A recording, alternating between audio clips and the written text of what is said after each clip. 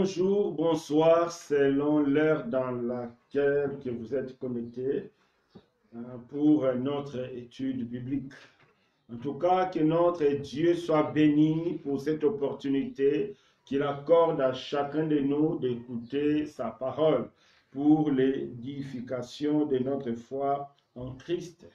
Donc, nous allons nous disposer pour la prière afin que Dieu lui-même demande son assistance.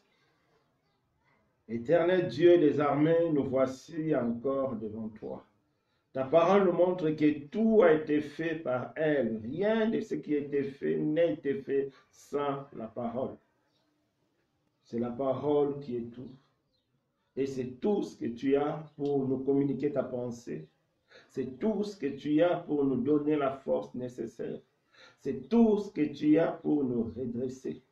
C'est pourquoi nous te demandons, à travers de ces moments, parle à chacun de nous. À travers de ces moments, oh Dieu, montre-nous le chemin à suivre. À travers ces moments, oh Dieu, aide vraiment chacun de nous à quitter ce qui est mal et à s'attacher à toi. Parle à chacun de nous d'une manière personnalisée. Merci pour ta grâce. Merci pour ton amour. Au nom puissant de Jésus-Christ. Amen.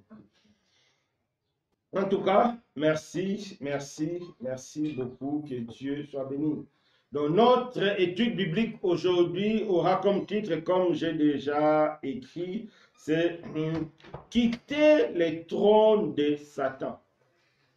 Public, n'est nullement question de faire une propagande du diable, non. Mais notre étude biblique n'est malheureusement que qu'on trouve dans la vie de beaucoup de personnes.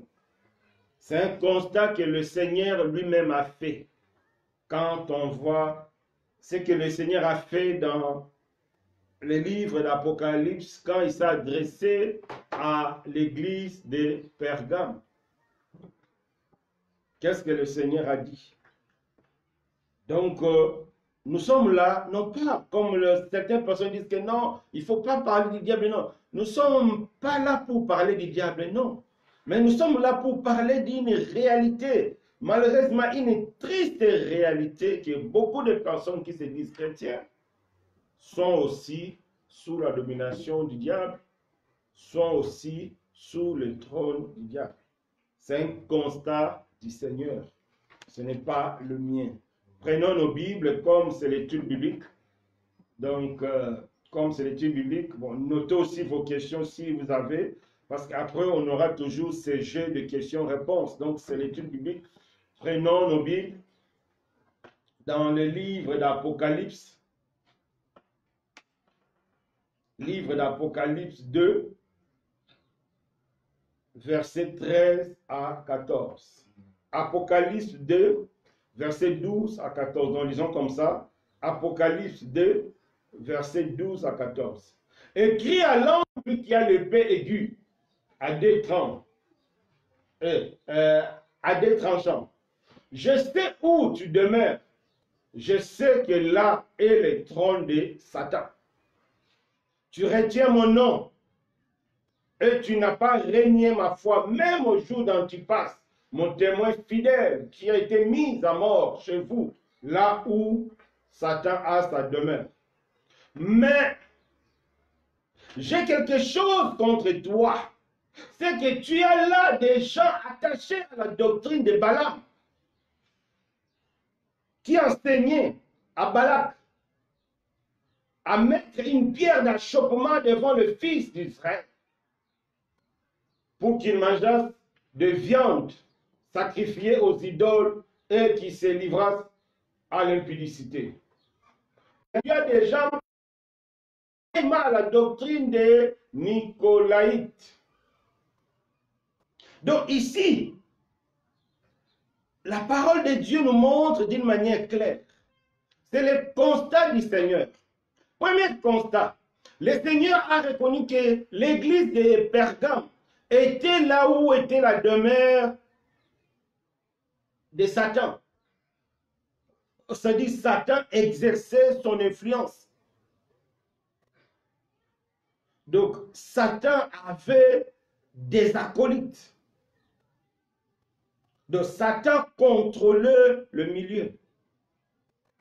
Et deuxième constat, le Seigneur reconnaît encore que parmi les frères, parmi l'église de Pergame, malheureusement, il y avait encore des gens qui étaient attachés à la doctrine de Balaam et de Nicolaïte. C'est cette doctrine-là qui feront que les mêmes personnes, bien qu'ils sont chrétiens, mais ils sont aussi sous la domination du diable. Pourquoi? Parce qu'ils sont liés à la doctrine de Balaam, parce qu'ils sont liés à la doctrine de Nicolaïte. C'est ça le constat. Ça, c'est le constat que le Seigneur a fait à l'église de Pergame. Bien qu'il y avait des chrétiens fidèles, bien qu'il y avait des chrétiens motivés, des frères comme Antipas, qui était un témoin fidèle, que le Seigneur lui-même, il a reconnu qu'Antipas était un témoin fidèle. Mais il y avait aussi à côté des personnes que le Seigneur lui-même dit dans verset 14. C'est que tu as là des gens attachés à la doctrine de Balaam. Tu as là encore des gens attachés pareillement à la doctrine de Nicolaïte. C'est ça. Maintenant, la question est simple. Comment savoir que je suis sous le trône du diable? Parce que notre étude biblique est quitter le trône du diable. Mais pour quitter le trône du diable, il faut d'abord connaître c'est quoi le trône du diable. Ou bien, il faut savoir comment je peux connaître que je suis sous le trône du diable pour quitter. Et la Bible est claire. À travers ces passages de l'église de Pergame, la Bible nous montre d'une manière claire c'est quoi être sous le trône du diable. Être sous le trône du diable, c'est être attaché. Quiconque est conscient qu'il est attaché à la doctrine de Balaam. Donc, doctrine de Balaam, c'était un signe qui montre qu'il y a encore d'autres personnes qui sont sous la domination du diable. Donc, quiconque est lié, quiconque est attaché à la doctrine de Balaam, bien que tu sois chrétien, parler en langue prophétisée, tu es encore sous la domination du diable. C'est pourquoi le Seigneur a tiré l'attention à l'église de Pergame. Attention, il y a encore parmi vous des gens qui sont attachés à la doctrine de Balaam.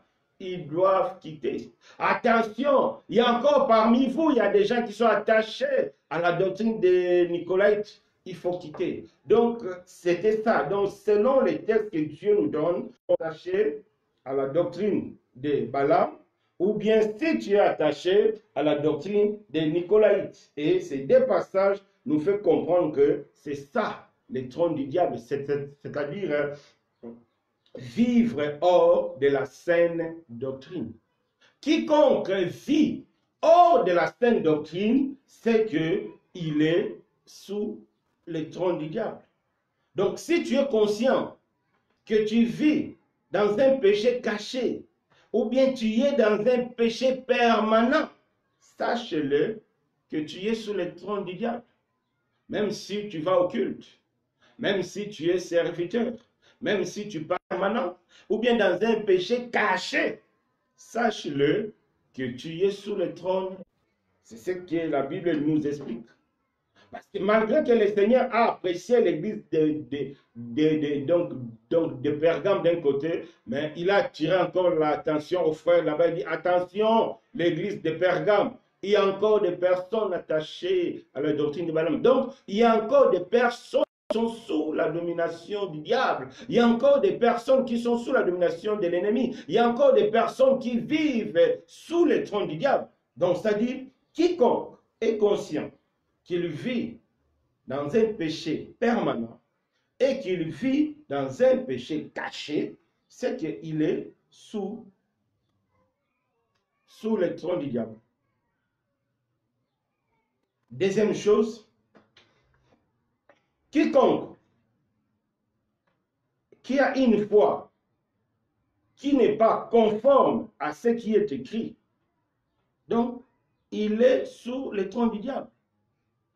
Donc, quiconque qui a une foi, mais une foi fondée sur les Écritures, une foi qui n'est pas conforme à ce qui est écrit, c'est que tu es sous le trône du diable. Exemple, toutes les doctrines liées à la Vierge Marie.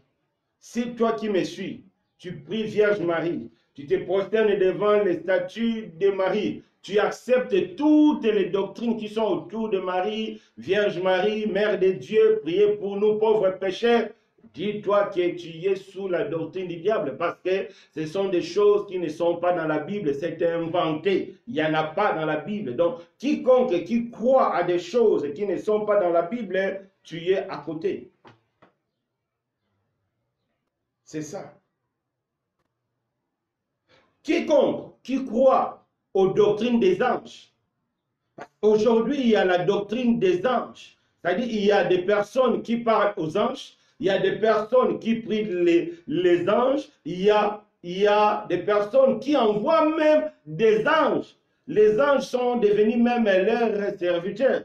Si tu es dans cette doctrine-là des anges, sache-le que tu es sous le trône du diable. Parce que la doctrine des anges, telle qu'on écoute de gauche à droite, ce n'est pas une doctrine qui est fondée dans la Bible, non. Quand tu crois à un ange qui s'appelle Apollyon, un ange qui s'appelle Raphaël, ça c'est une doctrine des démons. C'est que tu es sous le trône du diable. Pourquoi? Parce que c'est quelque chose qui n'existe pas dans la Bible. C'est quelque chose qui n'est pas dans la saine doctrine. Le trône du diable. Quand tu crois à cette doctrine-là qu'il y a des serviteurs de Dieu qui sont intermédiaires. Non, parce qu'il y a des serviteurs, malheureusement, ce qu'on voit sur Internet, quand un homme passe, toute l'assemblée se prosterne. Quand tu vois un homme de Dieu et que les fidèles se prosternent devant lui, dis-toi que ça, c'est une doctrine de démons. C'est que cette église-là, cette assemblée-là, est sous le trône du diable. Les gens peuvent parler en langue, les gens peuvent tomber de gauche à droite, les gens peuvent prophétiser, mais quand leur pasteur entre, tout le monde se prosterne. Ah, Dieu n'est pas dedans. Ce sont des pratiques que Dieu n'accepte pas. Il y en a beaucoup. Au Congo même, je connais une dame là-bas qu'on appelle Maman Sanjou. Quand elle passe, tout le monde se prosterne. Dieu n'est pas dedans. C'est la doctrine des démons. Donc, quand tu as de telles doctrines, quand tu crois à de telles doctrines, c'est que tu es sous le trône du diable. Donc, c'est important. Donc, c'est pourquoi le Seigneur nous dit qu'il y a parmi les frères certaines personnes qui sont encore sous le trône du diable. Pourquoi? Parce qu'ils sont attachés à la doctrine de Balaam, parce qu'ils sont attachés à la doctrine de Nicolaïte. C'est ça. Donc, c'est clair. Mais si on veut seulement rester dans notre texte, Apocalypse 12, Apocalypse 2, verset 12 à 14 et 15, si on veut rester dans cet esprit de l'église de Pergame, selon l'histoire, parce que là ce n'est pas écrit, mais ça ne contredit pas aussi ce qui est écrit. Donc, selon l'histoire, dans cette ville de Pergame, les gens faisaient le culte à l'empereur. Donc, les gens vénéraient des hommes. Il y a certains hommes qui étaient vénérés. Il y avait dans cette ville de Pergame des déesses pour le vin. C'est-à-dire des gens faisaient des cultes pour le vin. C'est-à-dire lié à l'alcool. Donc, les gens à la ville de Pergame faisaient le culte au vin. C'est-à-dire l'alcool avait vraiment une place. Donc, l'ivrognerie faisait partie de leur vie. Quand on voit encore, selon l'histoire de la ville de Pergame, il y avait des déesses pour la médecine. Là, on voit bien que la science prenait vraiment la place de Dieu. À la science qu'à la parole de Dieu. Il y a des gens qui mettent plus confiance à la science qu'à Dieu. Si tu mets plus confiance à la science qu'à Dieu, c'est que mon frère, ma soeur, tu es sous le trône du diable. Parce que Dieu n'est pas à la première place. Comme Dieu n'est pas à la première place, c'est le diable qui est à la première place. Pourquoi? Parce que tu crois plus à la science. Ce que la science dit, tu crois plus à cela que à ce qui est écrit.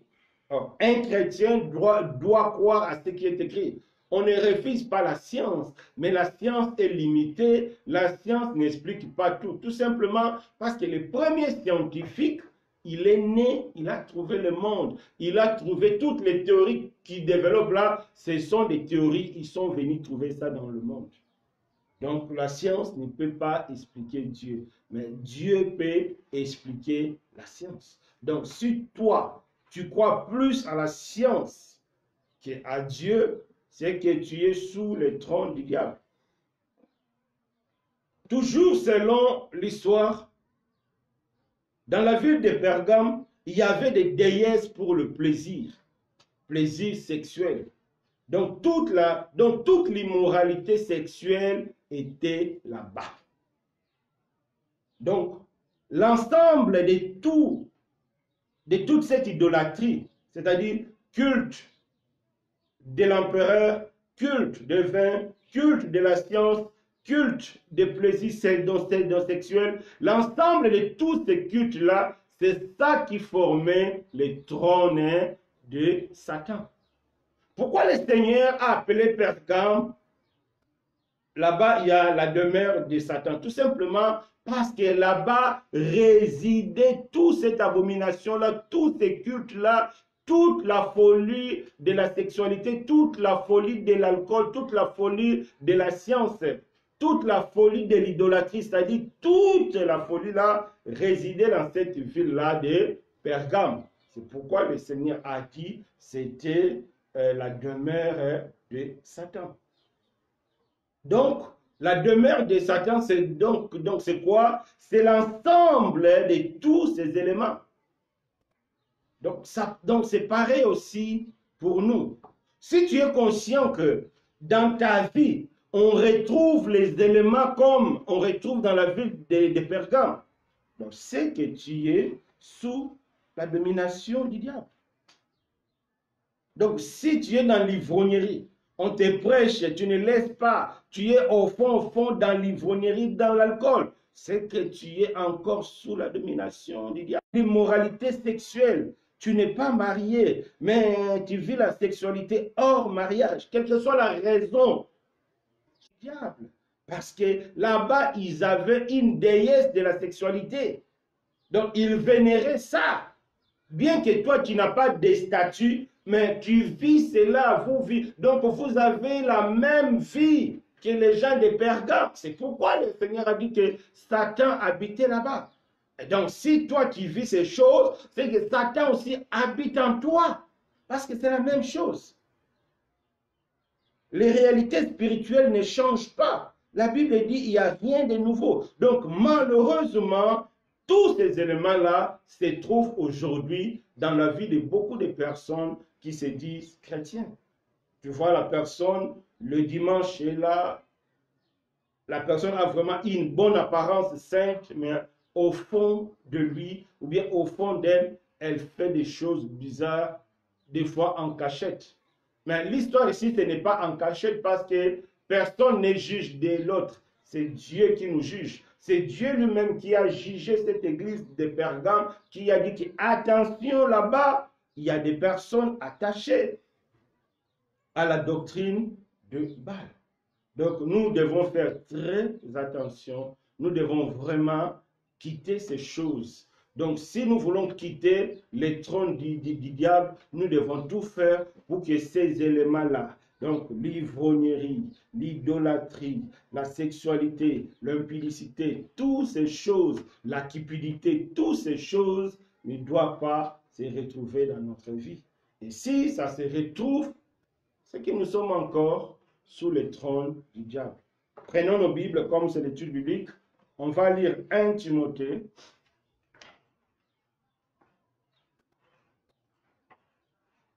Livre de 1 Timothée. 1 Timothée 3. 1 Timothée 3, verset 1 à 5. 1 Timothée 3.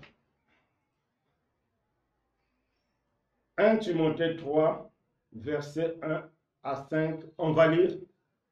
Cette parole est certaine.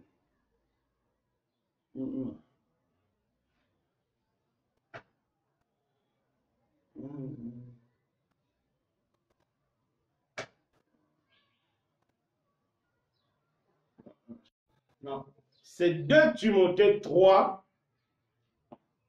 2, pas 1 Timothée, donc je m'excuse. C'est 2 Timothée 3, verset 1 à 5. Sache que dans les derniers jours, il y aura des temps difficiles. Les hommes seront égoïstes, amis de l'argent, fanfarons, hautains, blasphémateurs, rebelles à leurs parents, ingrats, irréligieux, insensibles, déloyaux, calomniateurs, intempérants, cruels, ennemis des gens de bien, traîtres, emportés, enflés d'orgueil, aimant le plaisir plus que Dieu, ayant l'apparence de la piété, mais régnant ce qui fait la force. Éloigne-toi de ces hommes.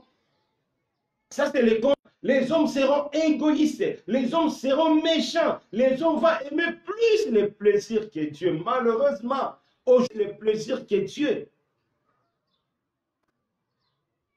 Il faut organiser une journée de prière. Envoie 50 invitations. Peut-être 10 personnes vont répondre pour la prière. Mais organiser une grande fête là où il y aura la musique à fond, tout ça. Envoie 50 invitations. Peut-être 150 personnes qui vont venir. Parce que l'autre va inviter son ami invité. Pourquoi? Parce qu'aujourd'hui, ce sont des réalités que nous vivons. Les gens aiment plus les plaisirs que Dieu. Mais quand tu aimes plus les plaisirs que Dieu, c'est que tu es sous le trône de Satan. Parce que Dieu n'est pas à la première place. Que tu aimes plus le plaisir que Dieu. Donc tu aimes plus le monde que Dieu. En réalité, tu aimes Satan plus que Dieu. Comme Satan est tellement malin, il ne va jamais venir avec les cornes. Mais Satan vient toujours sous couvert certains éléments, sous couvert certaines situations que Satan vient. En réalité, c'est lui qui manigance, c'est lui qui contrôle tout ça. Les jaloux, la jalousie, ingrats, rebelles à leurs parents. Oui, ces derniers temps, beaucoup de mon pays, j'ai vraiment constaté ça. Comment les enfants sont devenus impolis. Il y a même un gars dans notre quartier qui a tué sa maman. En tapant, il a tapé sa mère jusqu'à tuer sa maman. Tu vois de telles pensées. Donc les gens sont devenus rebelles.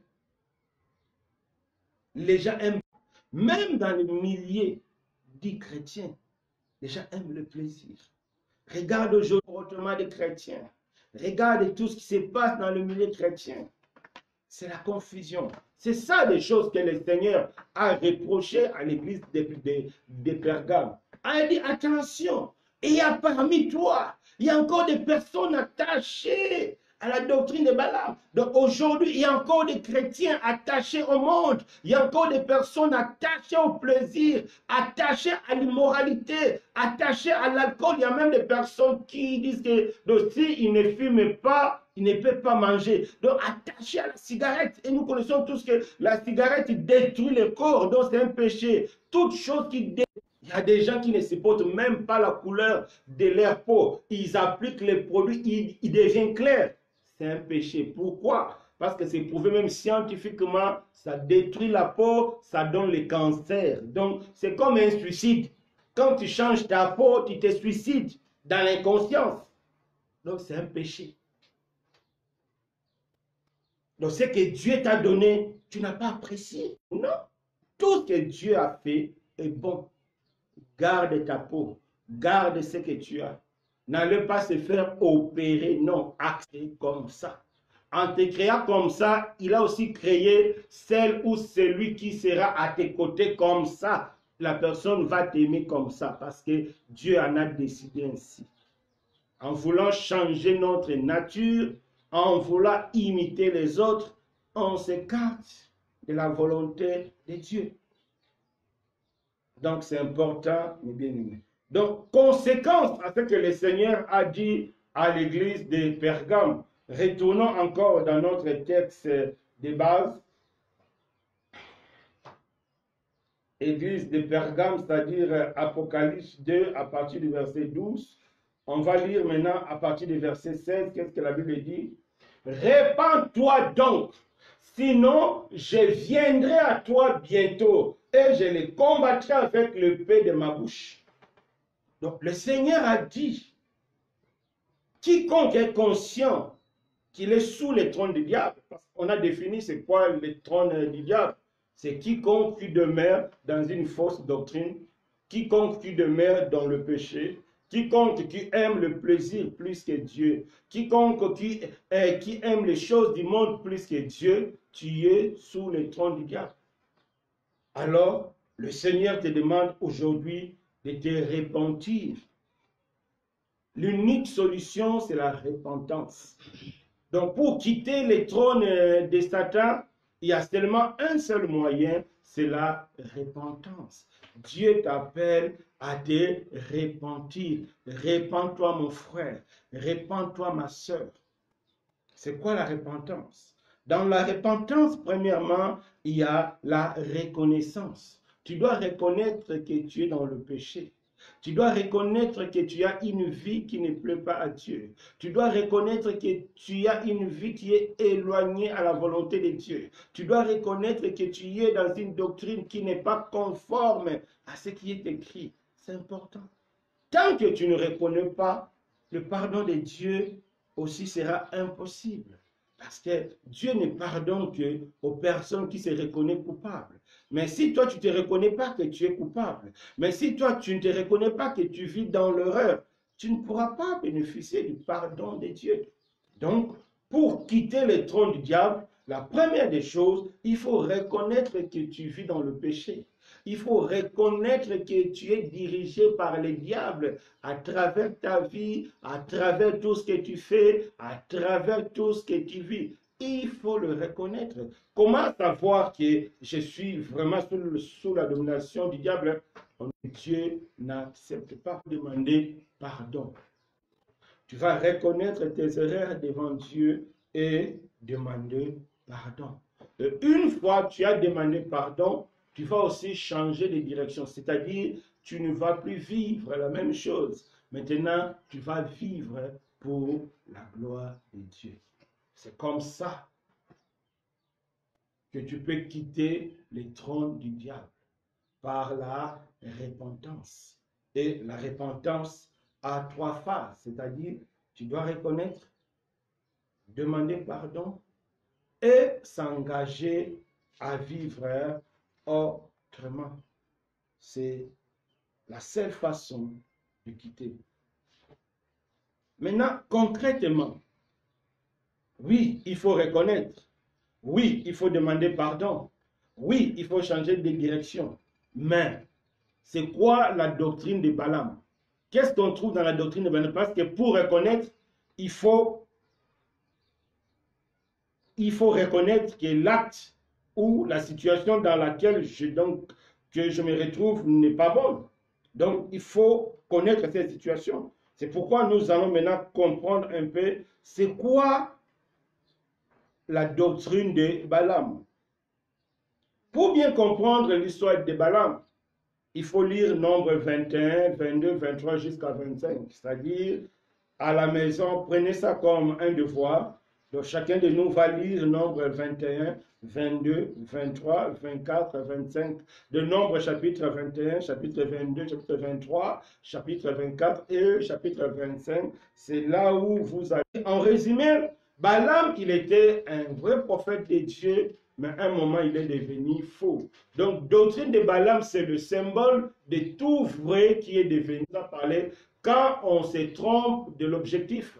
L'objectif d'un prophète, c'est parler de la part de Dieu, montrer des gens les droits chemins. Mais Balaam a cessé de montrer les gens les droits chemins. Il a montré le peuple d'Israël un mauvais chemin du péché. Donc, il était devenu faux. Et pourquoi il était devenu faux? C'est à cause de la cupidité, l'amour de l'argent. Aujourd'hui, beaucoup de chrétiens tombent dans le monde. C'est à cause de la cupidité, l'amour de l'argent. Il y a des personnes qui sont prêtes à tout pour l'argent. Ils sont prêts à mentir, ils sont prêts à tout pour l'argent. C'est-à-dire, dans leur cœur, l'amour de l'argent dépasse tout. Comme Balaam. Donc, il a vendu le peuple à cause des présents, à cause des choses matérielles, à cause de l'argent. Donc, ça dit, les gens qui sont prêts à faire du mal aux autres, ils sont prêts à haïr, ils sont prêts à monter des fausses accusations, tout simplement pour leur intérêt. C'est ça, la cupidité. À cause de l'argent, il y a des personnes qui sont prêtes à tout sacrifier. Il y a des personnes même qui vendent leur corps dans la prostitution, c'est-à-dire pour l'argent, pour le travail, pour des intérêts matériels. Il y a des personnes qui sont prêtes à vendre leur corps.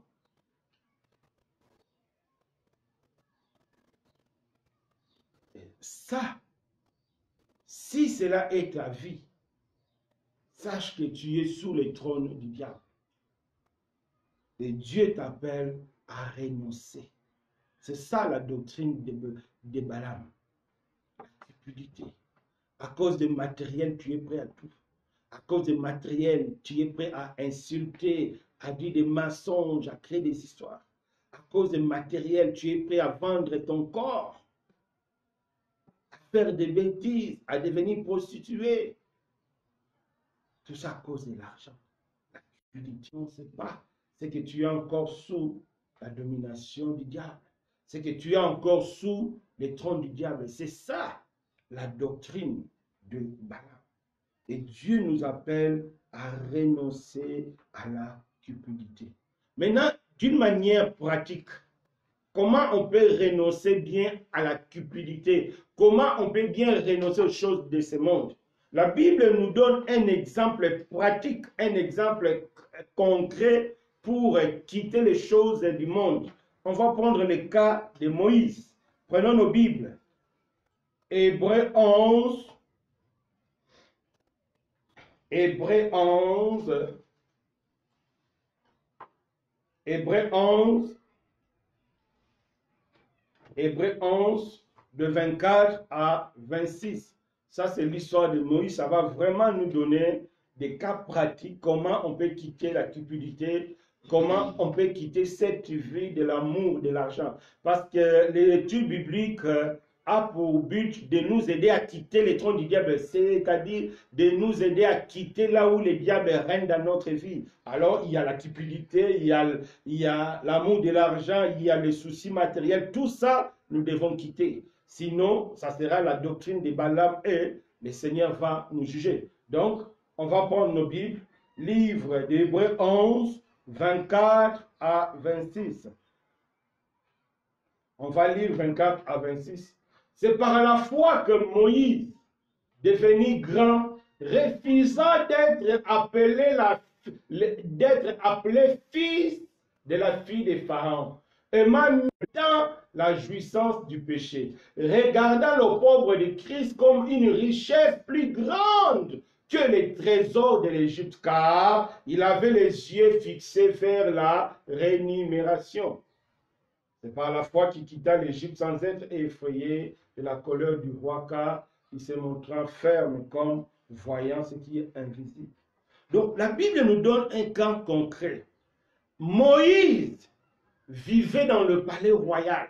Moïse était prince mais il a refusé d'être prince. Il a refusé la jouissance de ce monde. Parce que la Bible dit, la jouissance de ce monde, c'est seulement pour un temps. Quand on avait vu l'église de Smyrne, c'est-à-dire, qu'est-ce que Dieu nous a dit? C'est seulement pour 10 jours, c'est pour un temps. Donc, le plaisir de ce monde ne dure pas pour longtemps, c'est pour quelques années, c'est fini. Et puis, tu vas faire face à la punition de Dieu éternellement. C'est pourquoi Dieu nous appelle à la repentance. Donc, Moïse a refusé la jouissance de ce monde. Donc, Moïse a refusé le matériel mal acquis. Moïse a refusé la faute. Il a tout refusé. Pourquoi? Il a considéré le pauvre du Christ comme une grande richesse.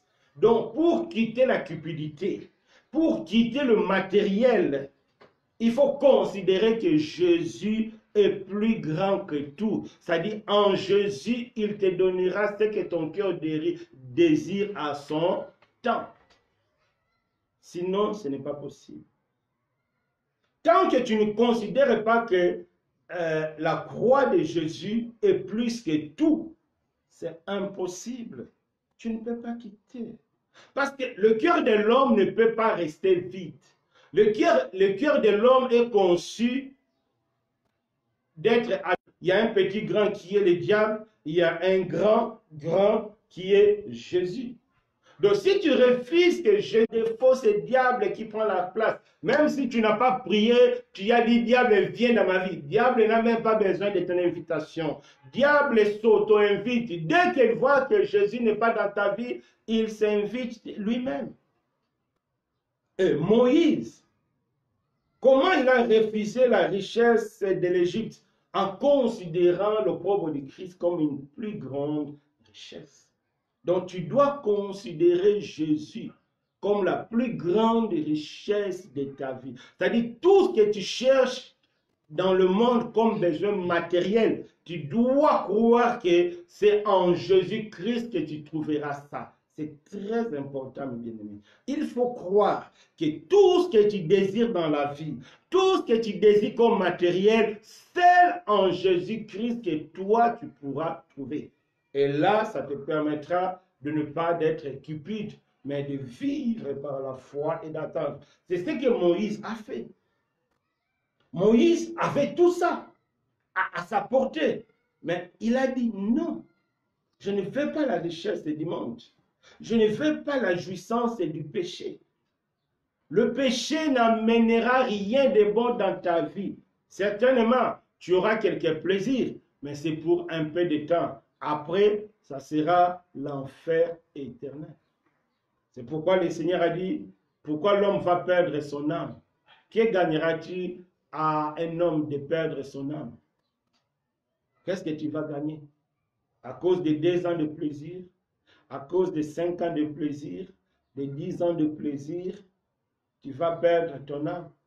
Aujourd'hui, on a appris que le président burundais est mort. Jeune, il a laissé le pouvoir, il est mort. Il est mort. Il est mort.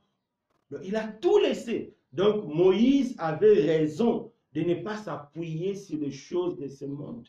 Moïse avait raison de ne pas s'appuyer sur le matériel parce que c'est pour un peu de temps.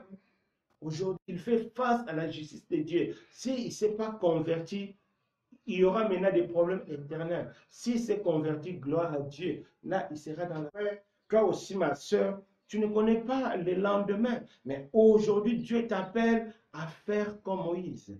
Toi qui es cupide, toi qui cours derrière le matériel, toi qui es prêt à tout faire pour le matériel, à tuer, à insulter, à mettre tes amis dans une situation difficile pour ton intérêt, sache-le, Dieu t'appelle aujourd'hui à la repentance.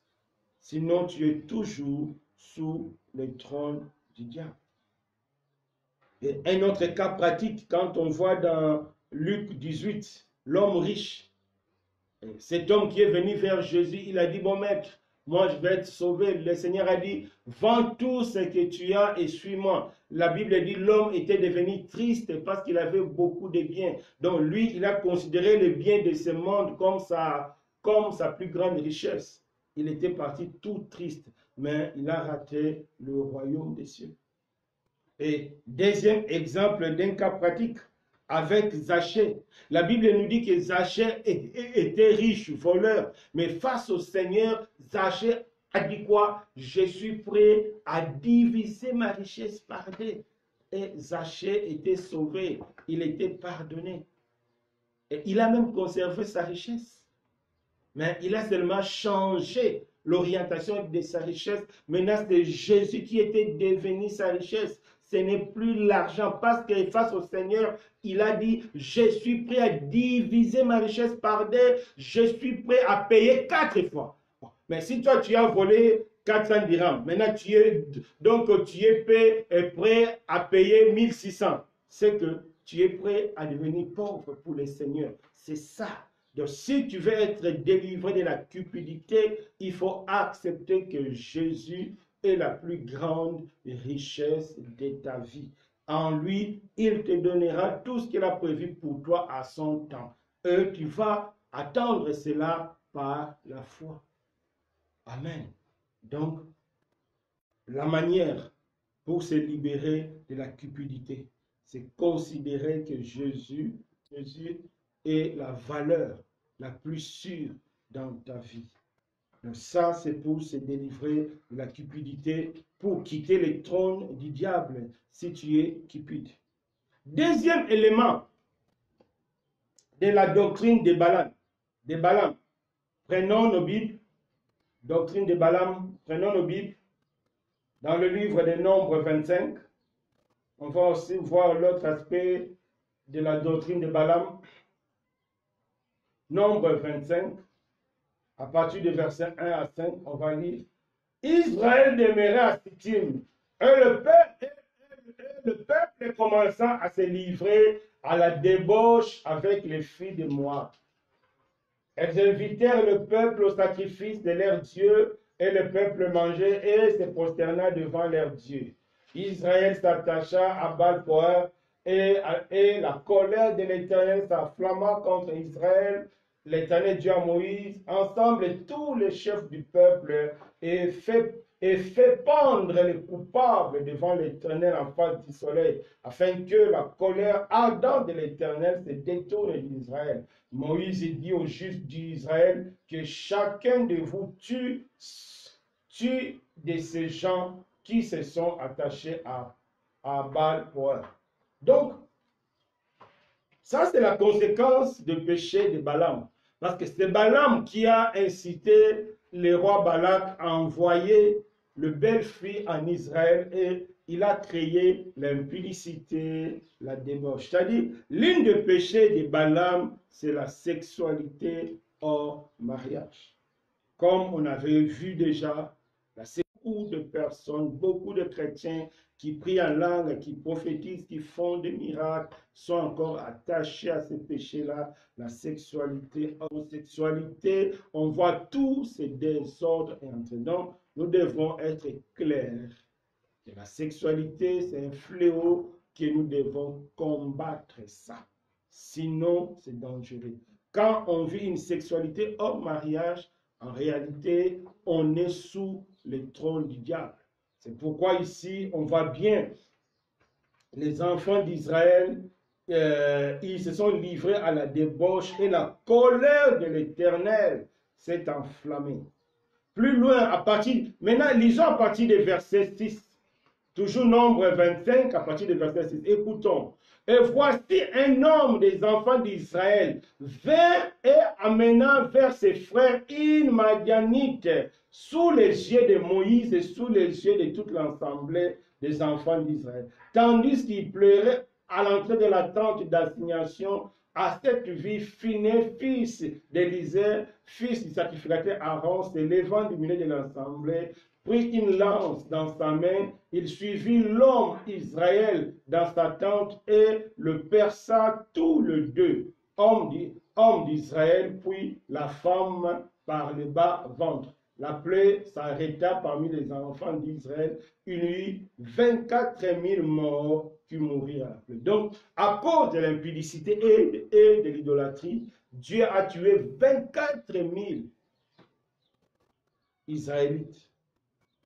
Mais ici, à partir du verset 6, quelque chose de très intéressant et important à comprendre. Moïse était là. Les enfants d'Israël étaient là aussi. Il y a un homme d'Israël pour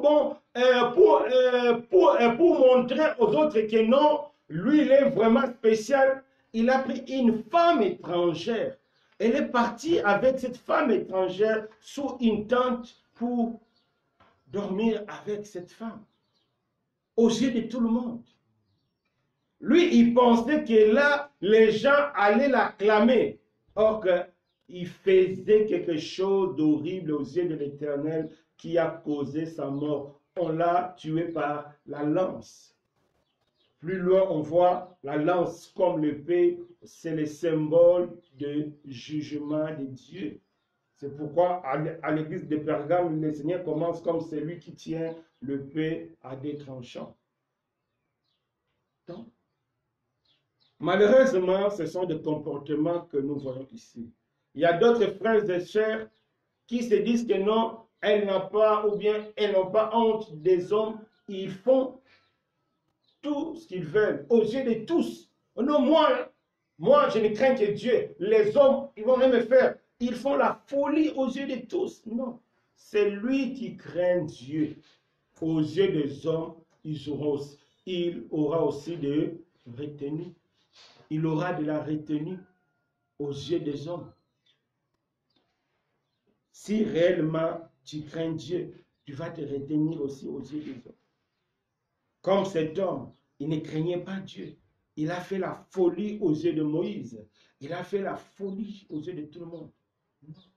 Ce n'est pas qu'on a peur des hommes. Non, on n'a pas peur des hommes. Mais celui qui craint Dieu doit aussi être un modèle aux yeux des hommes.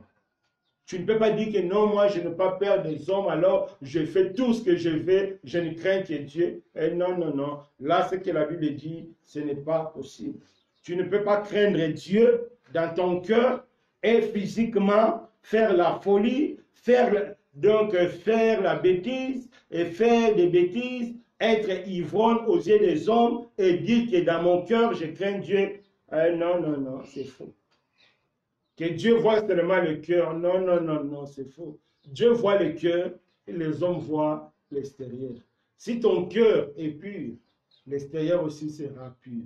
Mais tu ne peux pas dire que le cœur est pur, l'extérieur est sale. Cette éventualité, ça n'existe pas dans la foi chrétienne. Amen. Donc on voit là l'impudicité, la sexualité, c'est l'un des fléaux que nous devons vraiment vaincre. C'est la maladie que beaucoup de chrétiens vont rentrer l'enlèvement à cause de ça. Si Dieu nous enseigne, c'est pour que nous ne rations pas l'enlèvement. Parce que le Seigneur a dit, il va juger. Si tu refuses de te repentir, le Seigneur va te juger. Tu vas rater l'enlèvement. C'est clair. C'est la parole du Seigneur. La Bible dit, les impudiques n'hériteront pas le royaume.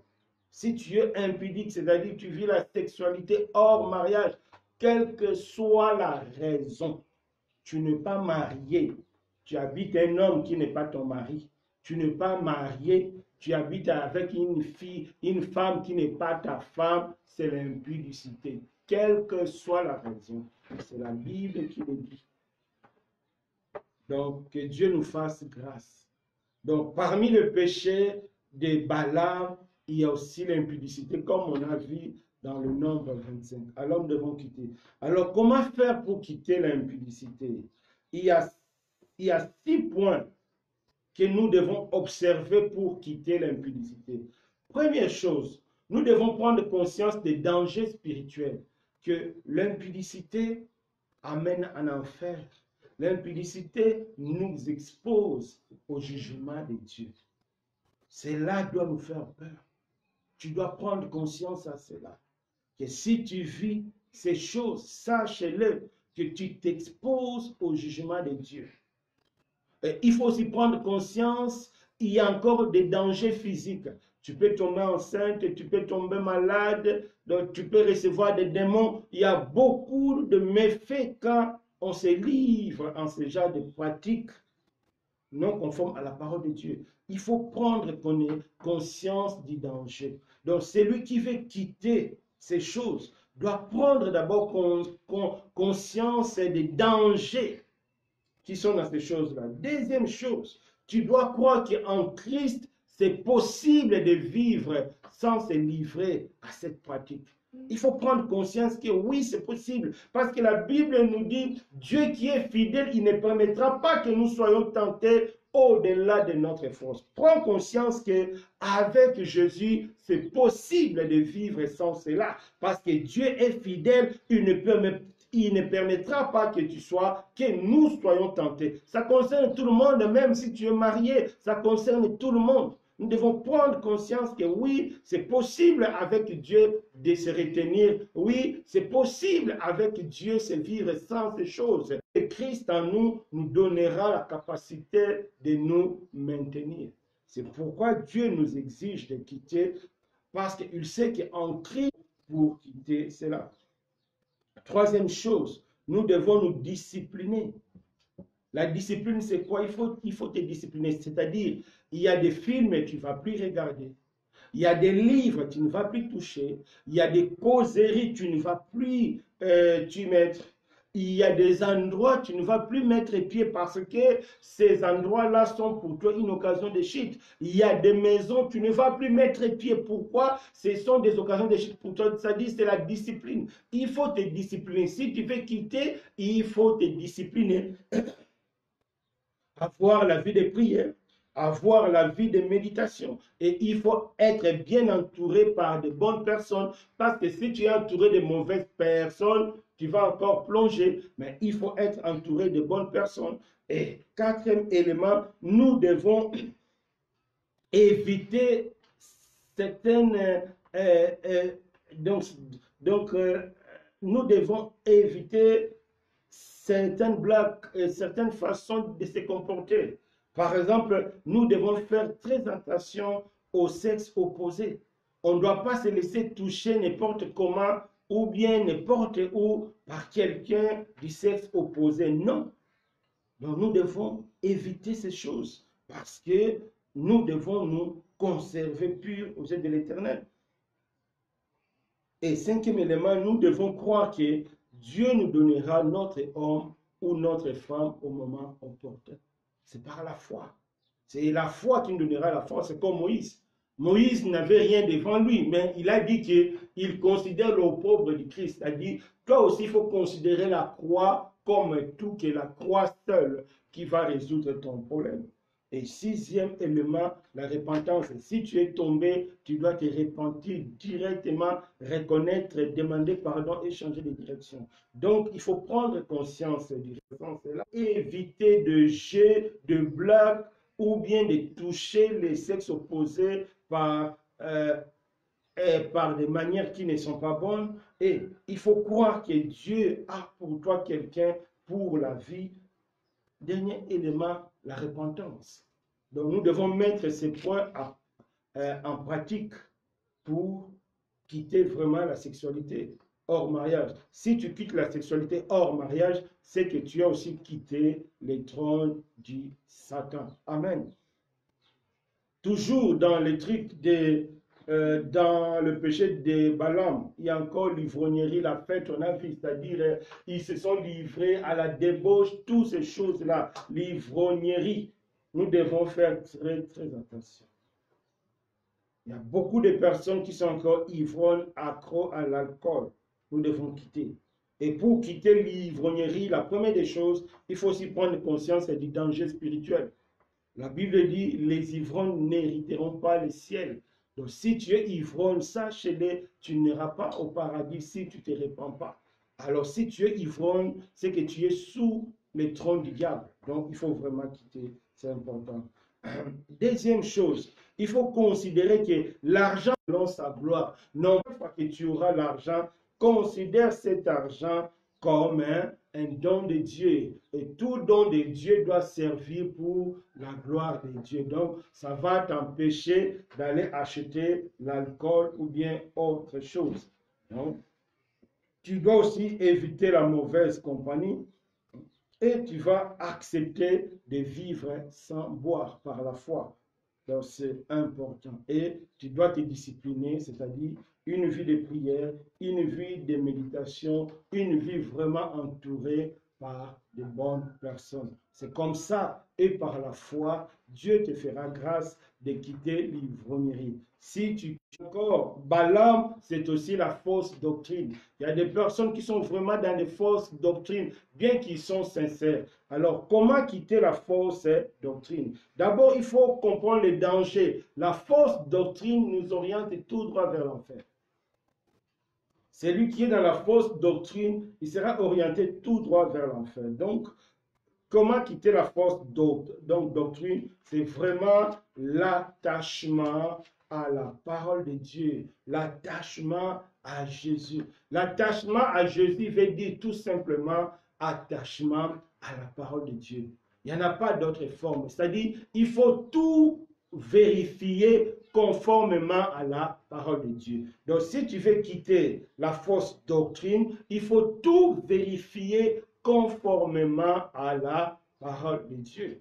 Il y a encore d'autres choses que nous devons quitter. Par exemple, manque de pardon. Il y a des personnes qui ont du mal à pardonner. Non, nous devons pardonner. Celui qui ne pardonne pas, il est sous le trône du diable. Alors, comment quitter cela? Il faut accepter que les autres peuvent aussi se tromper. Il faut accepter que les autres aussi peuvent nous faire du mal. Et que toi aussi, tu fais du mal à Dieu chaque jour. De la même manière que Dieu te pardonne, toi aussi, tu vas pardonner les autres. Donc, notre pardon est fondé sur le pardon de Jésus. Parce que Dieu nous pardonne, toi aussi, tu dois pardonner. Quel que soit le mal que les autres t'ont fait, mon frère, ma soeur, il faut pardonner. Si tu refuses de pardonner, c'est que tu es sous le trône du diable. C'est pourquoi Dieu t'appelle aujourd'hui. Et encore la jalousie. Pour quitter la jalousie, il faut faire de Dieu le sujet de ta joie. Comme la Bible nous dit dans le psaume 9, verset 3. Donc, il faut faire de Dieu le sujet de ta joie. Si tu fais de Jésus le sujet de ta joie, même si tu n'as rien, tu seras toujours heureux. Même si les autres ont des millions, ils ont de belles voitures, de belles maisons, ils sont riches. Mais si toi, tu fais de Jésus le sujet de ta joie, tu seras toujours heureux. Tu n'auras pas à convoiter parce que Jésus te remplit, Jésus te suffit. Comme Moïse, lui-même, il était dans la richesse des pharaons, mais il a refusé, il a fait de Jésus, il a fait de Dieu le sujet de sa joie. C'est très important. Et le dernier élément, la colère. Ça aussi, ça nous maintient trop dans le trône du diable, la colère. Nous devons éviter la colère en cherchant la maîtrise de soi. C'est-à-dire, tous ces éléments, c'est ça qui nous rend esclaves du diable. Si ces choses se trouvent dans ta vie, c'est que tu es encore sous le trône du diable. Mais tu dois quitter comme Dieu nous a enseigné. Que Dieu nous bénisse. Je ne sais pas s'il y a des questions. On va voir s'il y a des questions.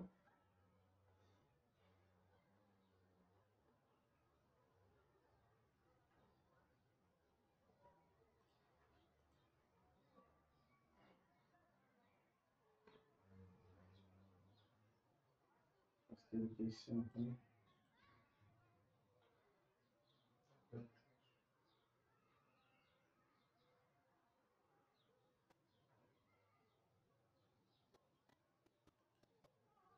Bon, il y a un frère qui a posé une question. Il dit, bon, on va lire la question directement.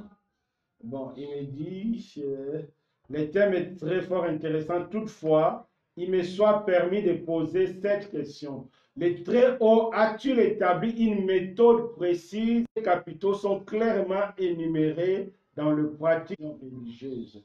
À une autre, sans toutefois dénaturer les substrats, l'essence et la portée des écrits bibliques existent.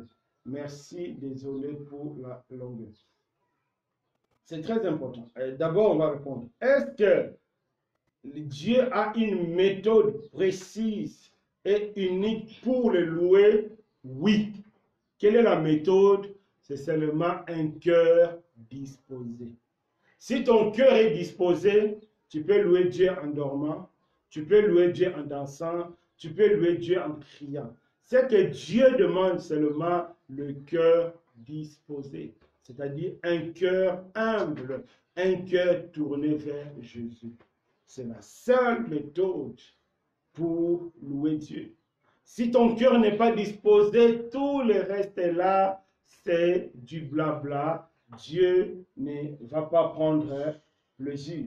C'est-à-dire, c'est ça la chose la plus importante. C'est-à-dire avoir un cœur disposé, pas autre chose. La congrégation, toutes ces choses-là, non. Il n'y en a pas un modèle de louange type non, non, non. Parce que c'est que Dieu cherche d'abord un cœur brisé, un cœur contrit, un cœur disposé. Donc, c'est ça, mes bien-aimés. Donc, si tu veux louer Dieu, cherche d'abord à être en intimité avec lui, cherche d'abord à avoir un cœur disposé. Il y a même un passage dans la Bible qui dit, « Ce peuple me loue de lèvres, mais son cœur est éloigné de moi. » Parce que ce qui est important pour Dieu, c'est le cœur, pas autre chose. Pas l'environnement, pas l'histoire des congrégations, pas l'histoire que... Non, non, non, non. Pour Dieu, c'est le cœur. Une fois le cœur est disposé, Dieu va accepter ta louange ou bien ton adoration. Amen. Donc, le cœur disposé.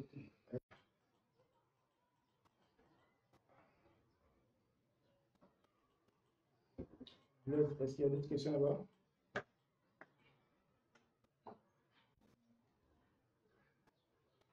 Donc, il n'y en a pas d'autres questions. C'est la seule question qu'il nous fera poser concernant la louange. Donc, est-ce que vous avez des questions à poser, vous qui nous suivez en direct?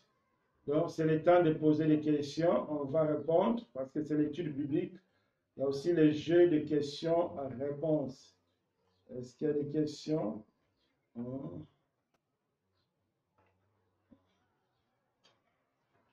Donc, est-ce qu'il y a des questions? Bon, apparemment, il n'y a pas de questions, donc on va se disposer. Donc, aujourd'hui, Dieu nous a parlé à travers l'église de Pergame. Le Seigneur nous a dit qu'il y avait encore parmi les frères et sœurs de Pergame des personnes qui étaient encore sous la domination du diable. Comment savoir qu'ils étaient sous la domination du diable? Parce qu'ils étaient attachés à la doctrine de Balaam. Donc nous avons compris que quiconque qui est encore attaché à un péché caché, à un péché permanent dans sa vie, il est encore sous le trône du diable. C'est pourquoi Dieu nous appelle à quitter. Bon, on a cité quelques éléments de la doctrine de Balaam, la cupidité. Donc, on va quitter la sexualité hors mariage, on va quitter l'ivrognerie, on va quitter la fausse doctrine, on va quitter manque de pardon, on va quitter la jalousie, on va quitter, et puis, il y a la jalousie et la colère. Ce sont ces éléments-là que nous devons tout faire pour quitter. Et pour quitter, nous devons vraiment prendre conscience du danger qui représente toutes ces choses dans notre foi chrétienne. Donc, c'est important, mes bien-aimés, de se repentir. La repentance, c'est quoi? C'est reconnaître, demander pardon et changer de direction. Si tu es conscient que tous ces éléments du péché de Balaam se trouvent dans sa vie, aujourd'hui tu peux te repentir. Parce que le but de l'étude, c'est aussi le but de la lettre que le Seigneur a envoyée. Pourquoi le Seigneur a envoyé la lettre? C'était pour encourager, aussi pour avertir aux fidèles de Pergame de se repentir. Pourquoi? Parce qu'un jour, ils feront face au jugement. c'est comme toi, c'est comme moi. Nous devons nous repentir, sinon un jour nous allons faire face au jugement. Ne regarde pas ton voisin, ne regarde pas le plaisir du péché. Moïse nous a montré, il a refusé la jouissance du péché, mais il a préféré la croix, le pauvre du Christ. C'est vrai que Jésus n'était pas à l'époque de Moïse, mais c'est par la révélation que Moïse a eu la révélation de Jésus. Aujourd'hui, nous sommes plus que Moïse parce que nous avons cette révélation-là qui est écrite, qui est en Christ.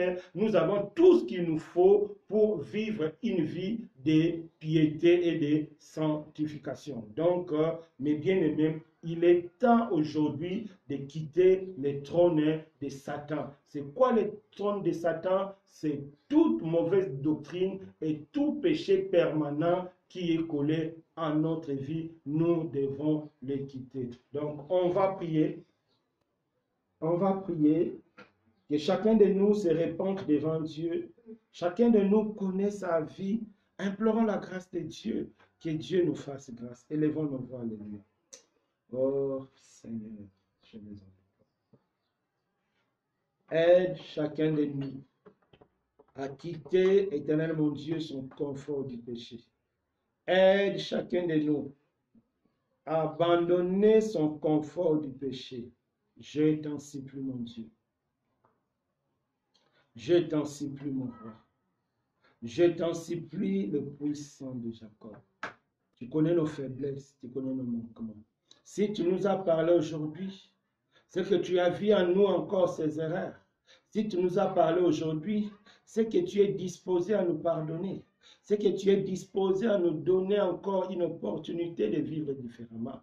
Éternel Dieu des armées, je t'en supplie. Aide chacun de nous à quitter le trône de Satan, à se tourner vers toi, Jésus. Toi qui es la solution, toi qui es la réponse. Merci Seigneur de nous fortifier. Merci Seigneur de nous aider. Au nom puissant de Jésus-Christ. Amen.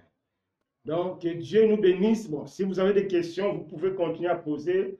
On peut les répondre après. Donc, on se verra dimanche à midi pour notre culte. Que Dieu vous bénisse. Amen.